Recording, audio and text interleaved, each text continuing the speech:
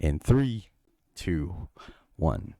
Welcome to the M&I's podcast. My name is Mark, and I'm joined by my friend and co-host. Isaiah, nice to meet you. Before we begin, Isaiah is a little toasty, but if you enjoy our content, please leave a like, comment, and subscribe. To hear the full episode, you can find us on Spotify and Anchor. We give our finest opinion without being politically correct. Our next topic is Haney beats the will out of George Kambosos. Was this a more decisive win? Was this fight more exciting? And what is next for both fighters? I want to toss it to you, Isaiah. What do you think? Man, I was kind of like upset that we got this prediction pretty much to the T. Spot on. This was spot on to Haney with a unanimous decision. I really want Yeah. for like a big part of me really wanted to be wrong. I wanted obviously a Kambosos knockout. That'd been really cool. Um, that would show that like Haney is untouchable, kind of thing. Mm-hmm. Especially him coming out of Mayweather's gym too. But um it was definitely a more exciting fight. There's definitely a lot more, um there was a lot more blood.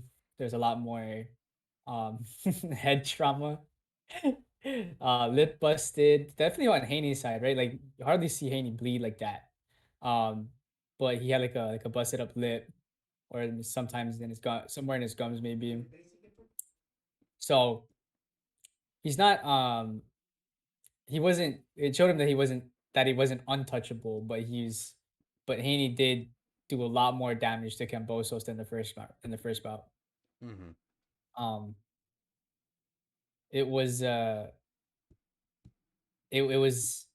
was actually really surprising to see Haney use a lot more of his kit that would take a lot of other people out, but Cambosos is pretty resilient.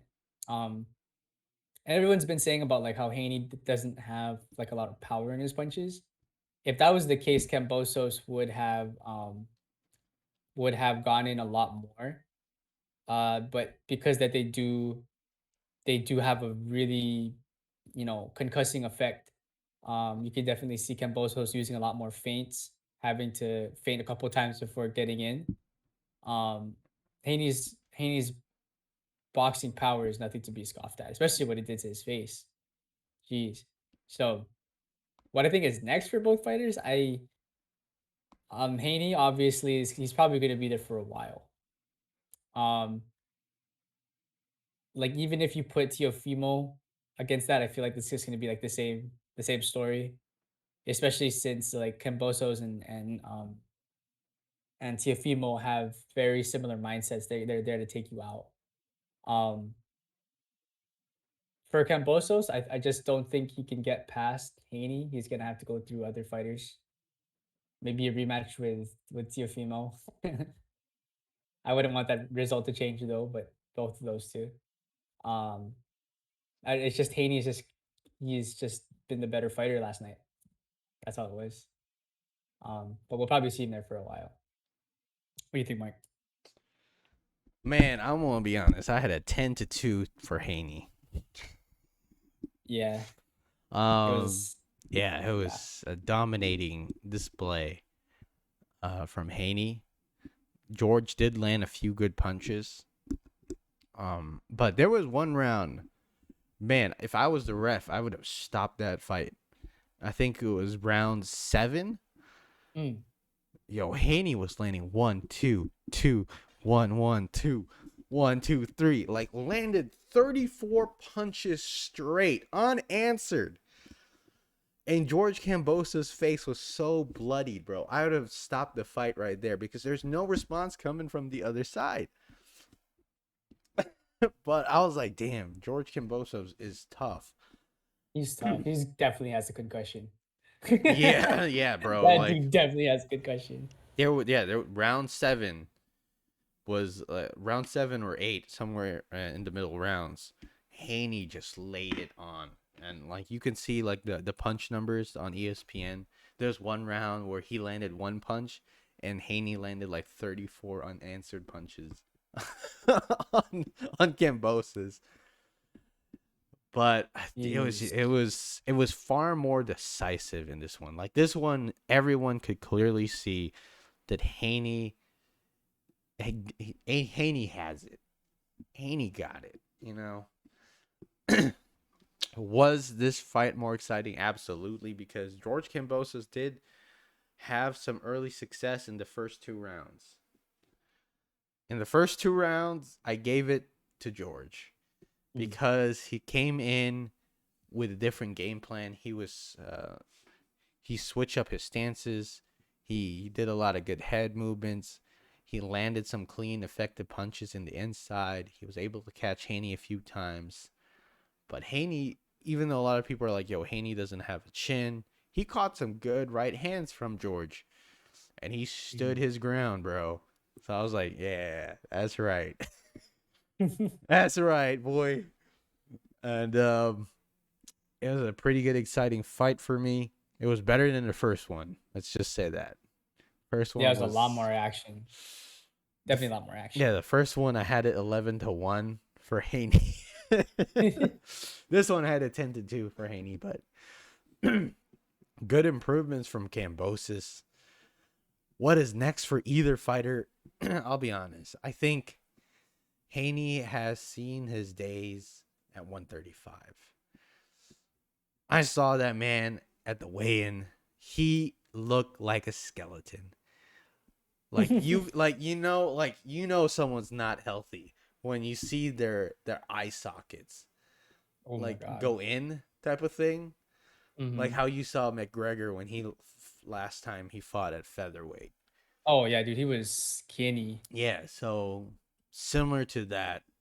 I don't think um Haney wants to stay at 135. I think what he's gonna do, and I hope I'm right, is he's gonna wait for Loma, and he's gonna fight Loma when Loma beats his tune-up.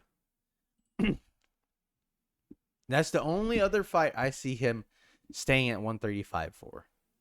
Oh, I mean, yeah, I mean, there's no one else that I can think of Besides Tank who. Davis, Yeah, that's a different caliber though, I think. yeah, Um, I think, but on his ESPN contract, he has a 3-fight deal with ESPN, and that's the only other fight I see Haney going for is the Lomachenko fight at so 135. hopefully he stays though. You know, that's up to him. Yeah. If he's looking like that at 135, maybe it's time. Was he the one who missed weight? No, that's Shakur. Oh, Shakur, yeah. So it's like Shakur, where like he says he's moving up and it's getting too unhealthy for him to stay at that weight. Oh It could be the man. same thing for Haney because if he looks like that during the weigh-in at 135, I think he should move. Well, I think that's for both fighters because Kambosos also looked like a crackhead when he showed up to the weigh-in. Um, yeah, Yeah. he looked like a crackhead from Breaking Bad, bro. And you know what? I think I would love to see for George Kambosos next 140 against Teofimo rematch, right? I think George can make 140 easy. Um, Teofimo Lopez is already at 140. That'll be a good Hmm. rematch for both guys. Um, whether or not it was a fluke or whether or not, Kambosos just has Teofimo's number, that one fighter knows how to beat you, even though other fighters beat them, type of Yeah, thing. I think it was more of that. Like Cambosos knew what kind of fighter Teofimo was, and he had his number set up for that speed dial.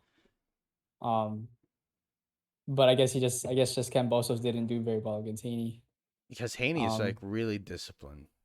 yeah. Oh my God, it's annoyingly good how much he understands risk and how to not take the least amount of risk. I'm sorry, how Yeah, to take the least amount of risks. you see that Mayweather style right in there, man. That very Oh yeah, so it's good. it's it is so like apparent. You know where he came from. Yeah, so good, man. But for Haney, I think he has one more fight at 135. That's going to be against Lomachenko. After that, I feel like he's going to move to 140 and he's going to take out Teofimo, Ryan Garcia, and dominate at 140, and then I'll see him move up to 147 afterwards.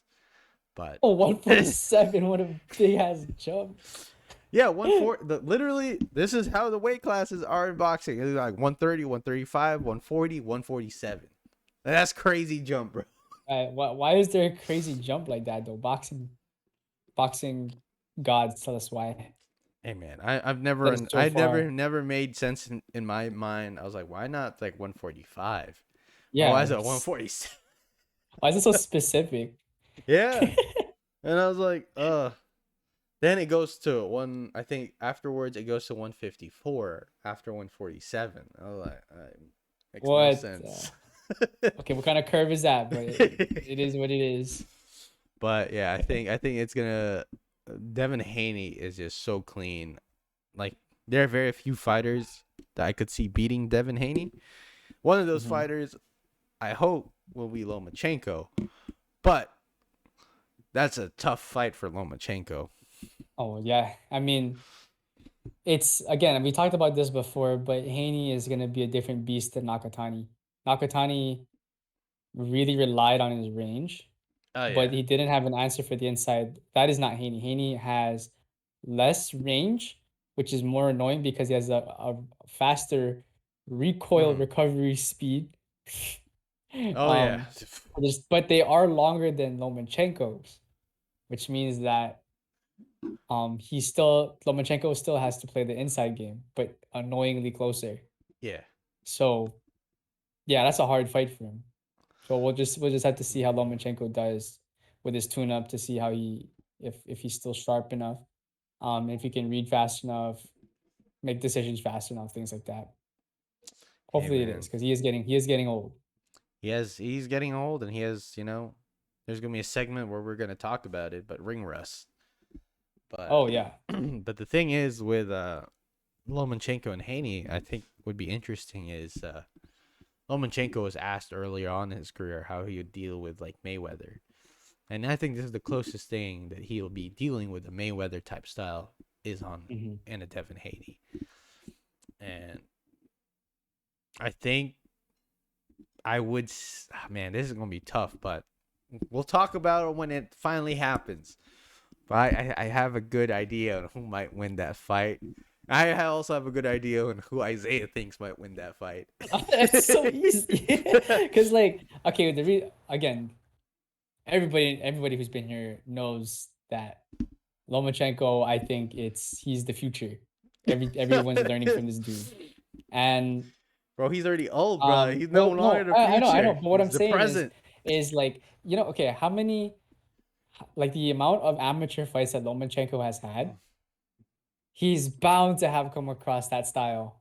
Like within the 300 something wins, he knows how to get past that annoying style, and I'm really curious to see it. I want to see how good his angle game is. I really want to see what it does against Haney. Um, I don't think his style relies on the reactions of his age. We'll see, man. We'll see Oh, we'll because see. We'll see, Mark. Okay, we'll well, see. I have my reservations for this fight. I have a good idea. I believe in who I'm gonna pick, and I'm sure as hell know who you're gonna pick, and I know you're gonna believe in who you're gonna pick. But but tell us what you guys think about Haney versus Cambosos too. Whether you agree with the judges, what your guys' scorecards were, and what you think is gonna be next for both of these fighters. Do you think that Haney should move up to 140? Do you think he should wait for Lomachenko at 135? Do you think Cambosos should go up to 140 and face Teofimo in a rematch? and all of that and more. Tell us what you guys think in the comment section below. So, thank you guys for listening to the M&I's podcast. If you enjoyed our content or have anything to say about the things we talked about, please like, comment, and subscribe.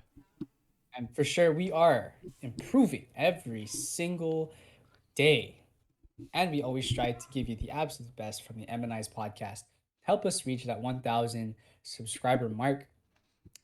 And we will see you guys next time. Peace, guys. Peace.